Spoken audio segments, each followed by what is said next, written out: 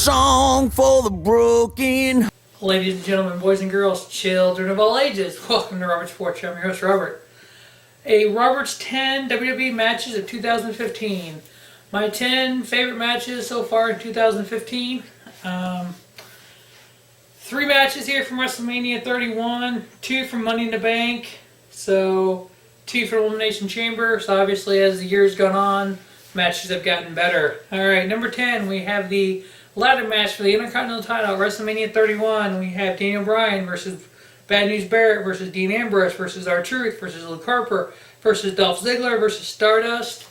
Obviously having 6 people in a ladder match, and the guys that are in this, the Ambroses, the Harpers, the Zigglers, the Stardust, Dean and Bryan, Barrett, you're going to have spots. There was quite a few ladder spots here, several with Dean Ambrose, and just what really intrigued this match for me was you weren't sure who was going to win. You were hoping it was going to be a Dean and Bryan, but just the spots able to it, the big guys in it, Luke Harper taking spots, Dean Ambrose, the Lunatic Fringe going crazy, and Daniel Bryan coming out of it, climbing that ladder and pulling down the Intercontinental title.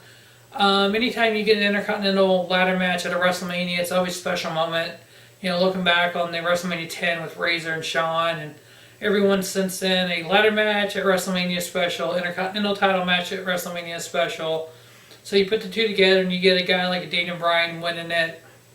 There's nothing more special about that. I'm a huge Daniel Bryan fan. So sad him having to take a hiatus now because of the concussions. You know, obviously with Toughen Up as one of the trainers.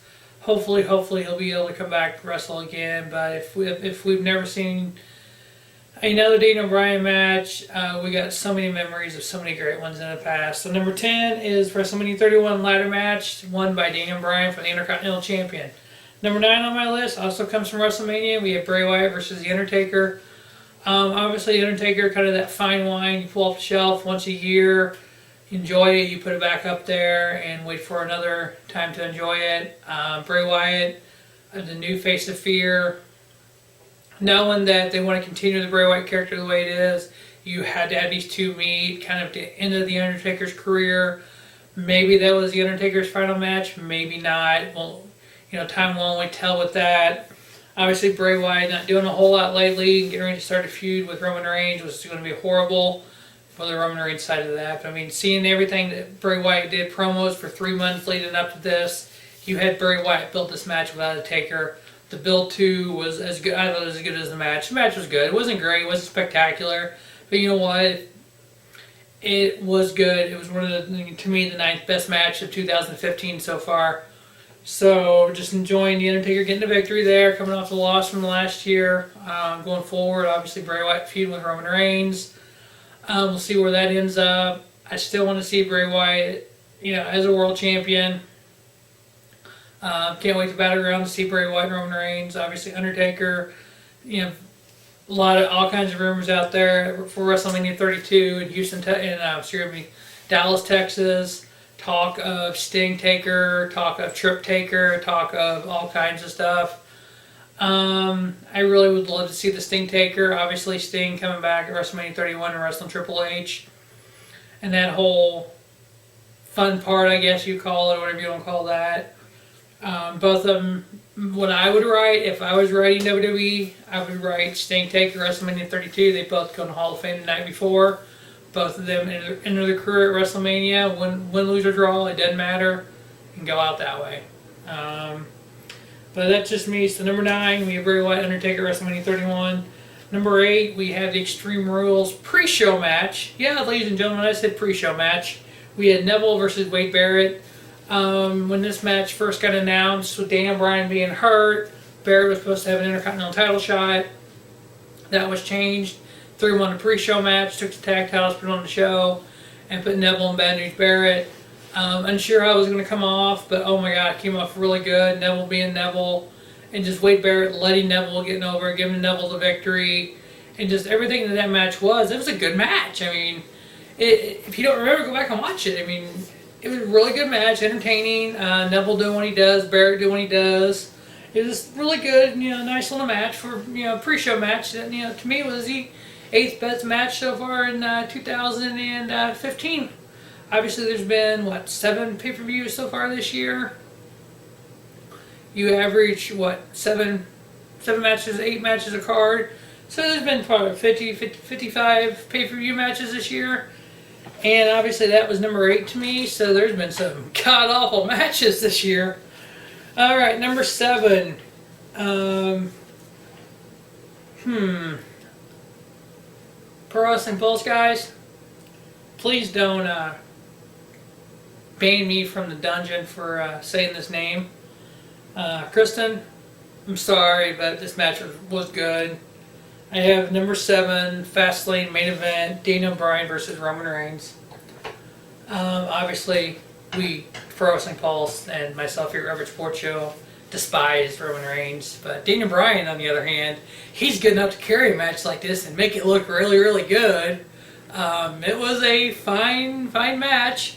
Daniel Bryan just being Daniel Bryan, doing everything he does, being able to pull out of a piece of garbage like Roman Reigns, pulling out a phenomenal match that it was. Unfortunately, Roman Reigns getting the victory here. Daniel Bryan, if you remember the match at all, I remember him going out there and just kind of having a little run with it, going, okay, I was told to come out here and get you ready for Brock Lesnar. Let's do this. This is the kind of match, if you're going to be a main event guy, you need to wrestle. Roman Reigns was able to just be there and let Daniel Bryan just do the spots and do everything and do all the work and make it a freaking phenomenal match, and then Roman Reigns gets the victory. So, typical Roman Reigns style there, letting somebody else do all the work, like in the Shield, Seth Rollins and Dean Ambrose, and then at the end pulling the victory. So we have number 7, Fastlane match, Daniel Bryan, Roman Reigns. Number 6, we have the main event, Elimination Chamber for the world title. We have Dean Ambrose versus Seth Rollins.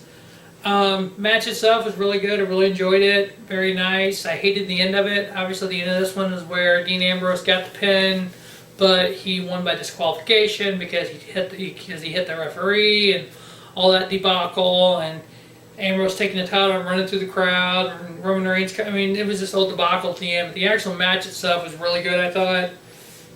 You know, obviously, can't say enough about Dean Ambrose and Seth Rollins, how great they are.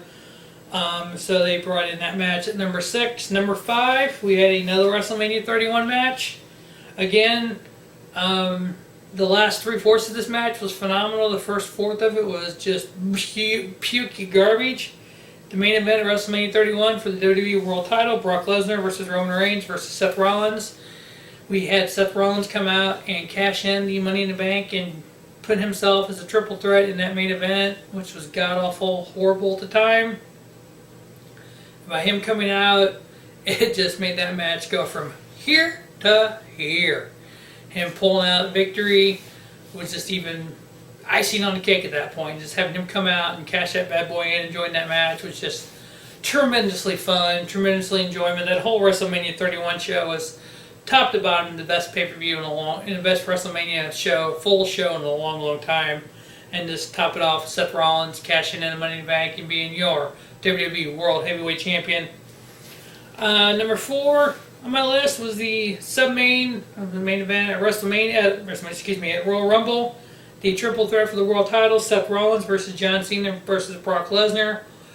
Obviously, seeing the whole Lesnar-Cena matches up to this point, all the suplexes and everything, and just nothing really spectacular. Figure throwing to Seth Rollins, what can they do? What can they do? They took a match with Lesnar and Cena to a holy cow phenomenal match, adding Seth Rollins to it.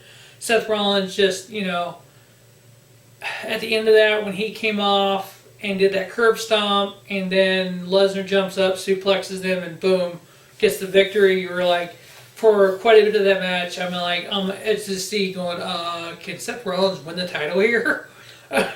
So knowing obviously that now that he didn't, but just looking how great he looked with Lesnar, obviously going forward at Battleground, we have Brock Lesnar versus Seth Rollins. I think that match is going to be just, I don't think he needs the authority like he had on Monday night, beating up Lesnar, I think, one-on-one.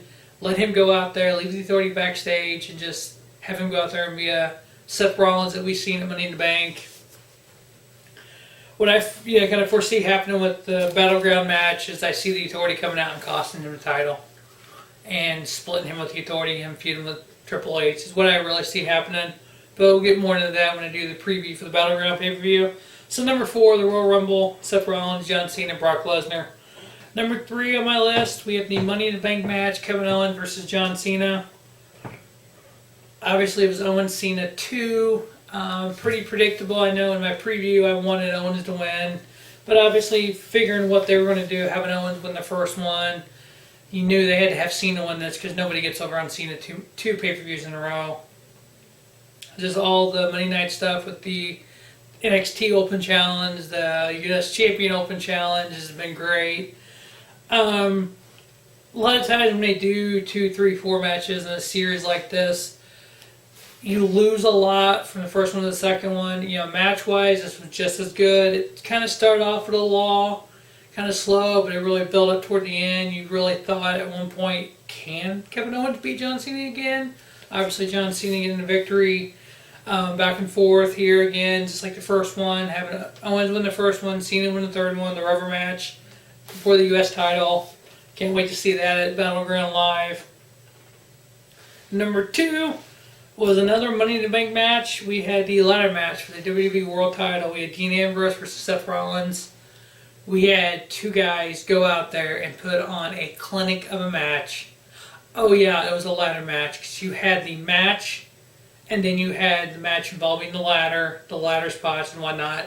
But just having the ladder kind of in the background of the match, having the match, putting a little bit of ladder stuff in it, the match, ladder stuff, it was really a lot, to me at least, it was a lot like the 2000, or the WrestleMania 10 Shawn Razor type ladder match, where the ladder match wasn't the main event part of the match, but the actual match involved a ladder. And you had both men at the end of both these guys at the end, climbing the ladder, facing off up there, both of them with their hands on the title. They both fall off, holding the title. Rollins is able just to roll away from Ambrose and get the title and retain his world title. And having Dean Ambrose that close to being world champion was just phenomenal to see again. I really see Dean Ambrose as legit WWE world champion. All right, number 1 on this Robert 10 list, we have from the Elimination Chamber, Kevin Owens versus John Cena. Oh my God. Just figuring in my preview and saying that it was going to be a DQ match. It was going to be, even Pro Wrestling Pulse Boys, J-Man and Quaddy saying there's going to be kind of a funky finish. If Owens got the win, it'd be kind of sketchy. Probably a Cena win. A lot of people picking Cena. Having Kevin Owens get a 1, 2, 3 in the middle of the ring on John Cena at a pay-per-view was literally, wow, just unthinkable. Here in 2015, letting John Cena lose like that. But you know what? It built Kevin Owens up. It did not hurt John Cena. Just John Cena's at that point in his career, he needs to be putting guys over. And it seems like when he wrestles the indie guys like a Daniel Bryan, a Seth Rollins, a Kevin Owens, he can really go with these guys. He meshes well with these guys. Neville, Sami Zayn, he meshes real well with these indie guys. I think that's the one kind of thing that Cena has going for him right now is he can really take his WWE prototypical kind of WWE guy moveset and just mesh with these indie guys, go out there and just put, salt to the wind and just go out there and just kind of blow this match up and do what they do. He's doing well. It's like Cena steps up to the level of a Daniel Bryan, a Seth Rollins, a Kevin Owens, and when Samoa Joe comes in, I'd love to see a Samoa Joe John Cena feud. I just think they mix so well together that it would be just again another phenomenal match. So that will wrap up Robert's 10 WWE matches of 2015. Thanks for watching Robert Sports Show and have a spiffy night. Robert Sports Show, the YouTube leader in sports channels.